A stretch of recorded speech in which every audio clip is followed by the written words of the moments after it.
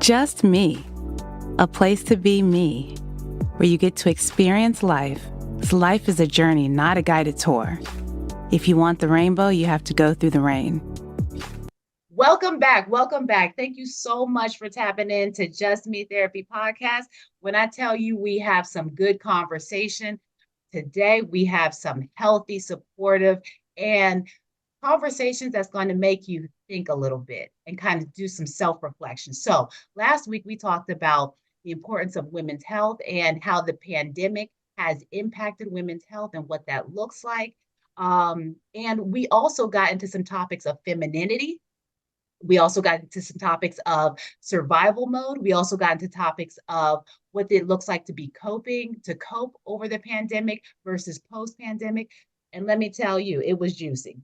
So, with all that being said, we are going to tap into this next conversation. We have the host and panelists of Ladies Night Out.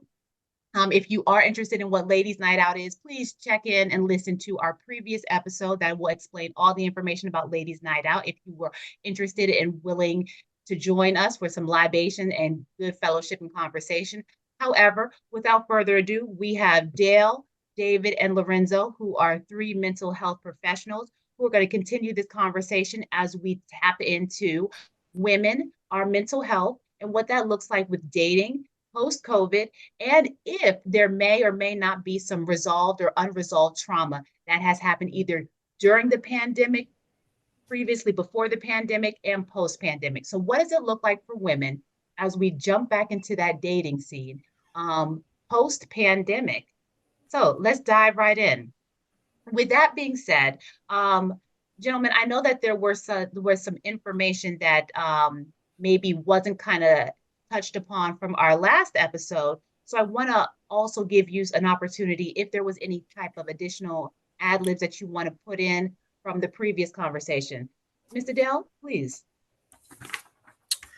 Well, thank y'all for inviting me again. I appreciate it. And for me, I was kind of taken back by the last podcast with just the information of healthy and unhealthy ways to deal with coping after the pandemic. And for me, of what I'm seeing professionally is like women have went into themselves, imploded, and then exploded. If I could kind of give a background. Implosion meant like I'm keeping it all bottled in, and exploded, I can't hold it in no more because I got too much in me already. Okay. Pre-pandemic, during pandemic, post-pandemic.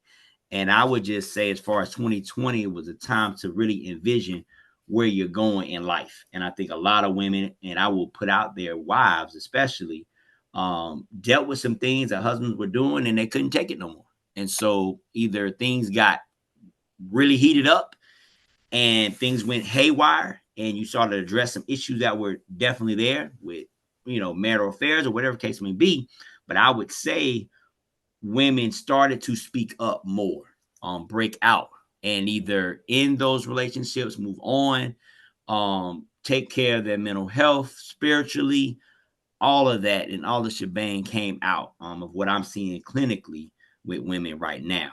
Some are still, working through those issues. Some have moved on, are now rediscovering themselves, I would say, as far as those who were married and never really spent time by themselves or whatnot. A particular case like that, to where now they are absolutely by themselves. They are not married. They are divorced and just working through their issues of their past traumas prior to being married, being a mom, and all of that. So I think that implosion helped them rediscover themselves and say, I need to deal with this trauma that I have right now. Healthy ways to do it. I need to seek professional help. I need to speak to someone.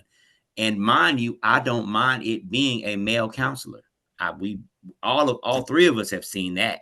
I could definitely attest for that for all the other brothers on here, that they are not afraid to actually talk with the male in a safe environment. It blows my mind because with everything against us, I know Mr. David and Mr. Rizzo, that's old school for us. Like you it's like gender based. All right, I need a male, need a male need a female. No, they're going across those gender lines and say, I need to talk to a healthy male, period. And it's helping. I believe I've seen that. It's helping them to go forth and say, okay, I can get through this for myself, but also this male and his perspective is helping me get through some things I did not see, whether it be through my trauma or what have you. And I seen that first. I don't know if you asked the first question there, navigating through the unresolved trauma. And basically all that is what most men need to do, or most women need to expect from a man, just in general, of what I see, and just understanding, having empathy, being patient. I'm like, what woman does not want that from the get? Okay, whether you went a trauma or not, you need to have patience and understanding, empathy for me from the get. I hear my mom talking to me right now and saying, look, he ain't patient and I don't want to deal with him. So at the end of the day, I think they need to be in a safe space, Yeah. and be ready to talk with, and they be ready to talk when they're ready to talk. Not that you have to talk on cue. A man has to be patient, period. But also a woman needs to know her boundaries as far as her own traumas, and know when you have triggers, say them out loud. You a little too close right now, or you in my face right now. You need to back up, or I don't like that. Say what's on their mind from the get. A man will understand. If you don't say it, trust me, they not thinking it. I thought our recording got leaked a minute because you was getting a phone call already trying to get somebody that had heard this broadcast. But it's amazing because one of the takeaways that I got from last week was when we said, y'all see us. But the important thing today that you express is that we see ourselves. And in that moment, like to speak up and to stand. So this is dynamic conversation to help, especially during this season, because we can do too much. And that relationship where I have to talk to a female counselor, I can't talk to a male, a healthy male, a healthy female clinician that can help you navigate through life through this point is what you're looking for. So that's another myth that you help debunk just right there, that you can sit with a woman, can open up easily with a man clinician. So thank you so much, Mr. Dale. Yes, ma'am. I would also add to that, and again, this is David Buchanan, for the Just Me podcast fans. What I would add to that is very important, and again, we say this in the therapy world, but it translates into relationships. Like, you meet the person where they're at, but I think that the key to that though is, as much as possible, pay attention to and try to know what you're getting into. Whenever you're dating someone, you're meeting someone, you're hanging out, y'all been kicking it for a while. Pay attention to all the yellow flags, the red flags, the green flags. Pay attention to all of those flags to make sure that you know exactly what you're getting into, and don't expect differently. I talk about expectations a lot, but someone has been traumatized, you really have to reassess the expectations, because trauma changes things. And a person that may act or react a certain way, once a person is traumatized, it's going to be different, and it's going to look different. And one of the things for the men that are dating someone that has been traumatized is, um, from time to time, you may have to overcompensate to try to balance out the trauma. Now, again, we aren't able to take away the past and take away things that happen, and we also want to make sure that we're in reality, just in terms of what we start out doing, we're able to continue to do.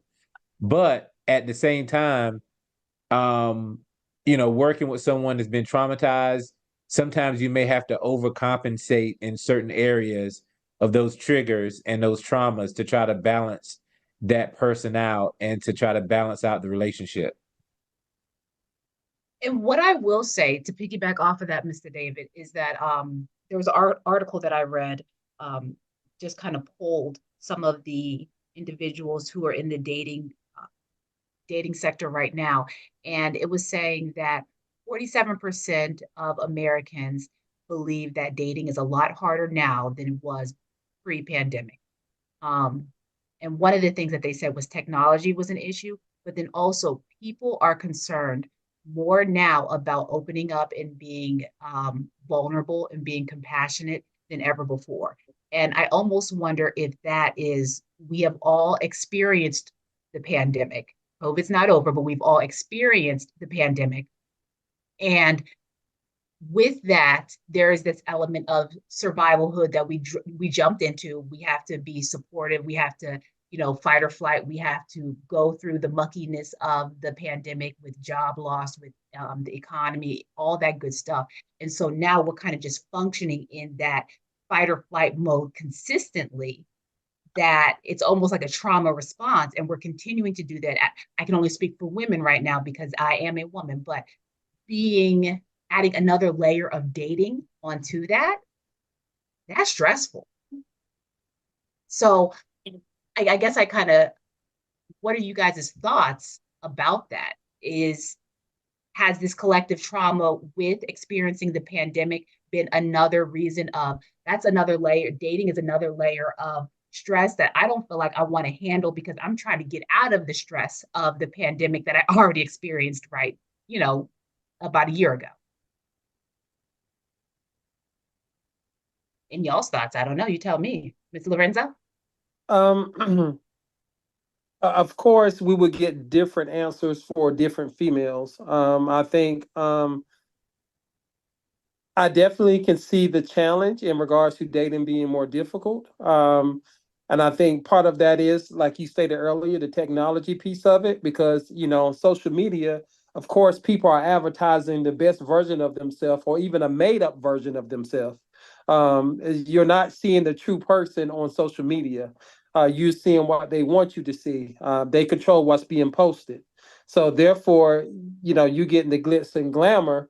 And then, as Mr. David said, that's where the expectations come in at. So now that's what you're expecting because that's what you see on social media all the time. So when you really start to know the person, your experience does not match up with your expectations, which now leads to the feeling of being fooled or misled or whatever the case may be. So that makes the dating situation even more stressful. And then I'm sorry. Hoodwinked, bamboozled. Oh yeah, correct. Yeah, all of those terminologies. Correct. Correct. So I think we have to be mindful of that, and then also,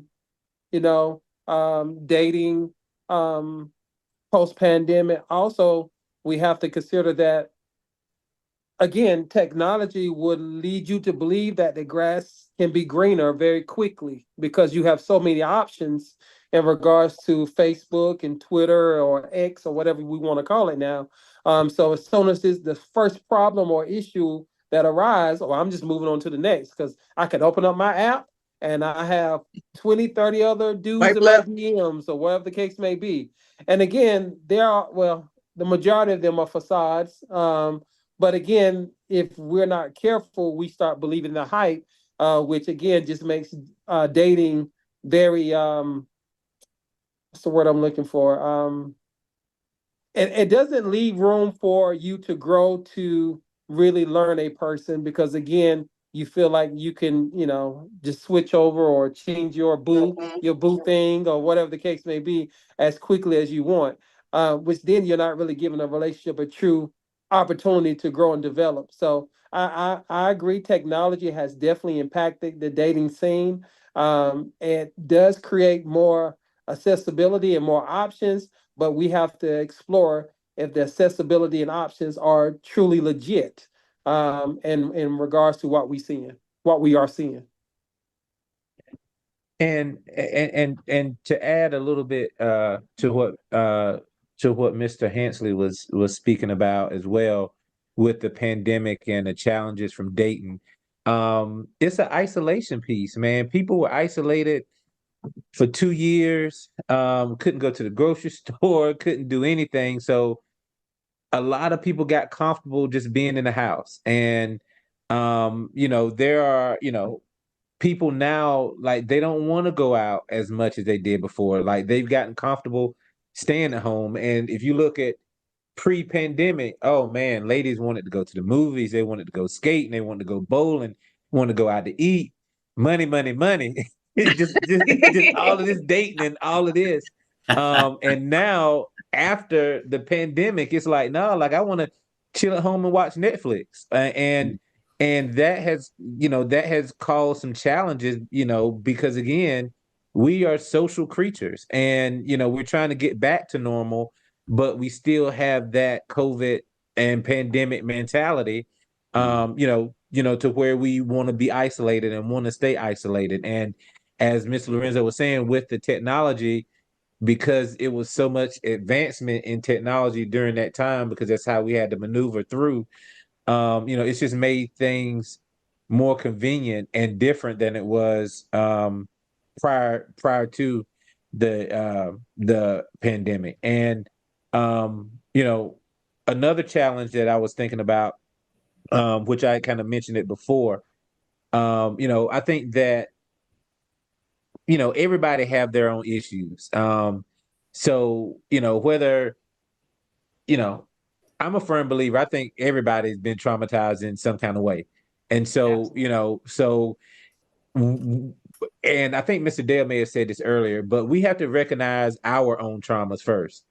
And so once we get into a relationship, we have to know who we are first. And it goes back to what I said before. You have to know the person that you're with. And a lot of that starts with internally who you are. Can I deal with the fact that, she may not be affectionate, or she may not want to be touched? Is that part of my love language? And so me knowing myself and different things that I've been through, am I able to interact and coexist with this person that has this specific trauma?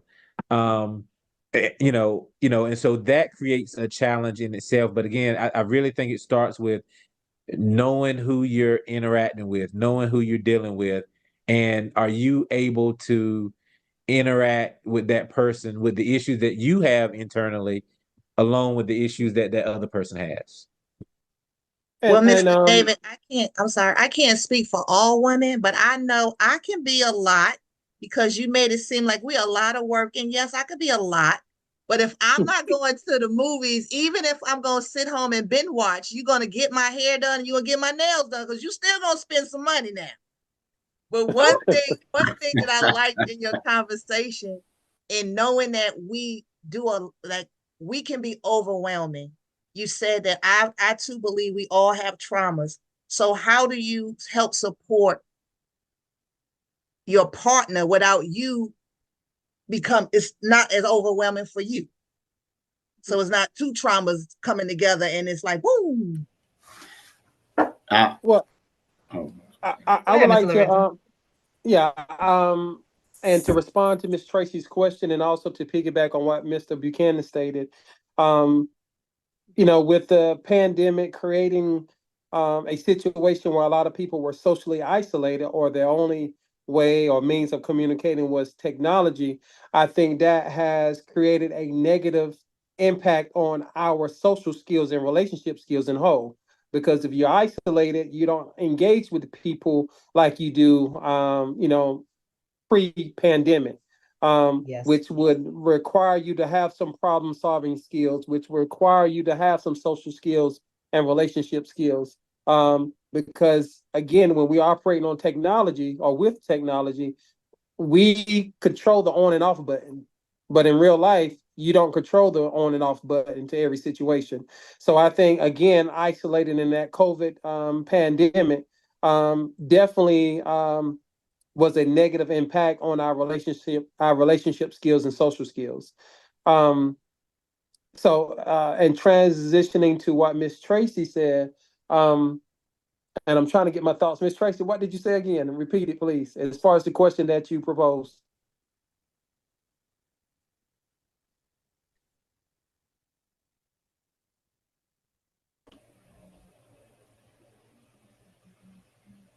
Okay, Miss Tracy, I'm sorry, I don't think you came Oh, through. I'm muted. I'm just steady talking. I was just Okay, muted as J-Bird. okay. Says, how do you support your partner without feeling overwhelmed yourself? Oh yeah, so yeah, to tie it into what I was saying, it goes back to the social skills and relationship skills. I think that's going to have to be the foundation to support your mate. We're going to have to communicate. We're going to have conversations. We're going to have honest conversations at that. And we're going to again we're going to need to know who we are so that we can have those conversations from a honest and a vulnerable standpoint so that we can make progress as a unit. So that will be my input, and I'll let Mr. David and Mr. Dale chime in as well in regards to answering that question. So I think the best way, well, some of the best ways to support um your partner is first, you really have to understand what the why is and understand why they may be acting this way. And again, this goes back to really understanding the trauma that they experience. Because again, you know, we have to make sure that we're not taking it personal because they may not want to be touched, or they're, angry about something, or they may not want to be around this person or go this place or go that place. So, so I think that we, in order for us to really support, we really have to understand um, what that person has been through, why that person is reacting the way that they are, and making sure we're not, taking it personal. And the other thing that I think is very important that I think we all see a lot is, in order to support that partner, we have to love and try not to fix. I think a lot of times we try to fix that person, like we may even be in a relationship with that person because, we see that, there's some areas that's in their life that, that are not where it's supposed to be. So we want to try to fix them. But I think in order to truly support somebody, you have to love them and not try to fix them. And I would say I agree to all of that. This is Dale again, Dale Slaughter. I would agree with Mr. Lorenzo and Mr. David. Loving and supporting someone and also having honest and vulnerable conversations is definitely key. On top of that, one, just being honest with yourselves and being like, I naturally men are fixers, but when you are dating, just dating, let's just be real here. I don't even know if I'm gonna make this a long-term deal. Is it going to be a long-term deal? If you have these different things happening for yourself, then I need to make sure my intentions going into any relationship. I think we have to be real enough to say, what are my intentions for this relationship? Is it long-term? Is it short-term? Because some people might not want to invest that much time. And also those that have the trauma or unresolved trauma, what is your expectation of this person with you? Like Mr. David was saying, we have to have an expectation of that relationship. And I think a lot of people right now, like Mr. Lorenzo was saying, that they have this whole facade about this online, who I am, and this, that, and the other. It's nice to get it right now. I'm getting attention now. All right, now I want to cut it off. But we have to go back to the basis, okay? Because the basis is we're going to either have some type of baseline relationship somewhere. Somebody got to start giving the truth here so we can build something. If we're not building something, we're wasting each other's time. And y'all already know about my standpoint on that. So at the end of the day, wasting time is not what I'm going to do, especially when we're looking at developmentally. If you 40 plus, you have no time to waste with people. Okay. Now, if you 30 and going toward 40, then you might have a little wiggle room and playroom there. But at 40 plus, you need to stop playing. Period. Let's I just be love real. it. I love it. This is just me with real authentic conversation. And This this is is me just personally as me. well as professionally saying, do not waste that person's time. Put your expectation on the table. Are we going to date? Are we going long term? Are you going to be just honey boo boo? What you going to be? Let's just be real. Okay. So that's the first thing that I try to establish with couples when they're married. What is your expectation of your spouse? And so as far as traumas, I've spoken this to a woman particularly. You have to understand that you have experienced something that your spouse has not experienced. You have to break it down for them. When they want to touch you, they think, hey, it's time. You like, oh no. Well, you have to explain that where you're at. And so emphasis of where you're at and what your own expectations for you, you have to be able to open that up to your partner. And that's a marital couple. So dating, definitely. You just have to be real and say, okay, this is long term, this is short term. These are my expectations. What are your expectations? Okay, whether it is online or in person, let's be real with each other. So again, like Mr. Lorenzo has said, and Mr. David has said as well, we can put up those facades and not love genuinely and honestly, period. And so let's just stop playing games, especially if you 40 plus. Again, I can't say that no more. 40 plus, you need to stop playing. So that's what I would just Absolutely. add. Mr. And David or depending on your Mr. goals. Absolutely. Go ahead. And Mr. David or Miss Lorenzo, at this time, I think it'd be a good time to, if you can speak a little bit more about Ladies Night, because after what Mr. Dale just dropped, Ladies Night is about to blow up. Y'all need to make some room, because I truly believe that more women, after hearing these conversations that we're having, want to further the conversation and to know that they get access to professionals to help at a y'all talk a little bit more about it, because it's a little fee to it, but it will be worth the investment long term. So if you can just take a little bit, either Mr. Lorenzo or Mr.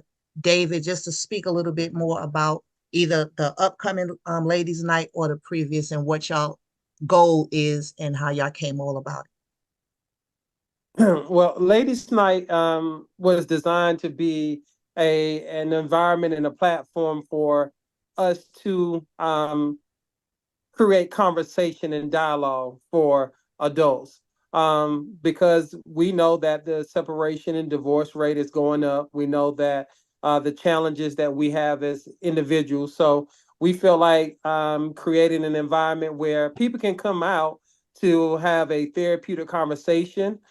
We are adults, so we will have some beverages, some wine, champagne. We have a wondering catering company that works with us to make sure that we have nice food there. We have a professional DJ there to play some music to create the scene. We also have a wonderful moderator that is present to, help us govern the evening. But we have meaningful conversations that is definitely tied to relationships, depending on the night or the particular topic of that event. We have different panels. We have had a single men panel. We also have had a married men panel to discuss different things, and the women get to ask questions to the panel to get insight, and also sometimes we have a presentator, someone there to present information from a clinical therapeutic standpoint, just to provide psychoeducation in regards to relationships that we would like to see foster within our community. So that's what it is in a nutshell. Mr. David, if I forgot anything, please add anything that I may have overlooked. Yeah, so he did a wonderful job of, describing everything. I think that some of the highlights as well is it is a intimate setting. So, I think that allows the participants to, to really be able to open up, to be able to be as vulnerable as they want to be, knowing that they're in a non-judgmental place, that that they're in a safe zone, that they can share their information. And one of the things that we've seen over the last two events of Ladies Night Out is the networking. I think that the ladies have been able to really connect with each other. They have shared phone numbers, they've shared information, they've went out. So it is a great place to to get out and to meet people. As we've talked about this week, podcast, just in terms of how the how the pandemic has really isolated people. This is a great event where women can get out and be around grown folks and have grown folk conversations, and be able to network with grown folks. And so again, I would definitely encourage you to be a part of it. We will definitely get the information to all of the Just Me podcasters, so that they will know when the event is, and they'll put it all on their social media and let you guys know. We typically have an early bird discount, so if you're able to be one of the first 15 to 20 ladies, we offer a percentage off, or $10-15 off of it, so that we can get as many women in this setting as possible, because we think that it is a great experience, and we've got nothing but wonderful feedback from everyone that's come. So again, whenever it's out there, please reach out to us, and we will make sure that you're taken care of. It's a vibe. It is definitely a vibe. I have gone. It is definitely a vibe. I definitely plan on signing up early for the next one. Well, thank you guys so much. Thank you guys so much for your insight from a professional standpoint, and B, just from being transparent and giving women just some insight onto what they feel like they can invest in themselves so that they can pour back into the family structure and into the relationships that they're in. Any final nuggets from any of the professionals on this episode that they would like to drop before we end this episode?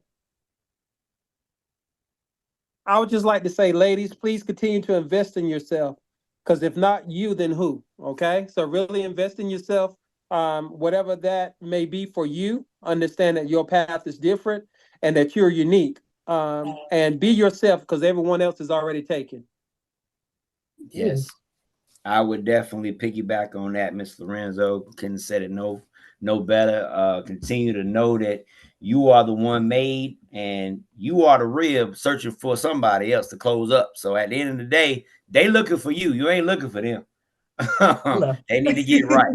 All right. So just know, wherever you're at, just know to pour into yourself, and know that, one, God got you, period. But at the same time, as he got you, that's the number one man you got anyway. So let that other one get to you. Hello. I think that that those gentlemen, it's hard to come behind those two. So just stay strong and love yourself. Amen. Amen. Well, thank you guys so much. Until next time, take care of yourselves, ladies, so that we can take care of each other. Bye. Thank you so much for listening to Just Me Therapy podcast. If you are seeking further one-on-one diagnoses, interventions, and treatment plans, please consider scheduling an appointment with an individual counselor at Journeys Counseling Center, located in Greensboro, North Carolina. Journeys can be reached at 336-294-1349. The mission of Just Me Therapy podcast is to use authentic conversations to uplift one's mind, body, and soul. The goal of Just Me Therapy is to offer affordable education and insight to individuals who experience financial barriers to accessing individualized behavioral health care services. With that being said, the information, including opinions, advice, and recommendations discussed in this podcast, are intended for individual, informational, and educational purposes only. Such information is not intended to substitute the recommendations of your own licensed therapist or healthcare professional. Although we are licensed behavioral health professionals, we are not your licensed behavioral health professional. As a result, the advice mentioned on this podcast should not replace the recommendations offered by your own qualified health professional.